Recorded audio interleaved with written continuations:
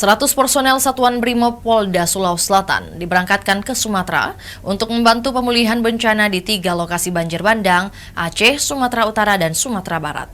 Pemberangkatan diawali apel di Markas Komando Satuan Makosat Brimob Polda Sulawesi Selatan, Jalan KS Tebun, Kecamatan Mariso, Kota Makassar pada Jumat 26 Desember 2025. Mengenakan baret Brimob, Kapolda Sulsel Irjen Pol Juhandani Raharjo Puro memimpin apel tersebut.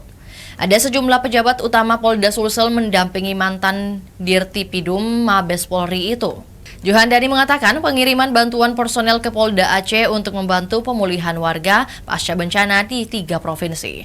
Personel Brimob Polda Sulsel yang diberangkatkan nantinya akan bergabung dengan Brimob Polda Aceh. Setibanya di Polda Aceh, personel Brimob Sulsel akan didrop ke lokasi-lokasi bencana yang membutuhkan perkuatan personel. Untuk penempatan lokasi nantinya, lanjut Juhandani akan ditentukan oleh Korps Brimob Polri. Secara teknis, dan saat Brimob Polda Sulsel Kombes Pol Muhammad Ridwan mengatakan, personel yang dikirim sudah memiliki kemampuan dasar untuk konstruksi bangunan. Selain itu, personel yang dikerahkan lanjut Ridwan juga akan bahu-membahu dengan warga untuk pembersihan material banjir dan longsor di rumah-rumah warga. Rencananya perbantuan ini kemungkinan ditambah sampai 3 bulan ke depan. Itulah tadi berita Hot News kita pada hari ini. Saksikan berita Hot News lainnya hanya di kanal YouTube dan Facebook Tribun Timur.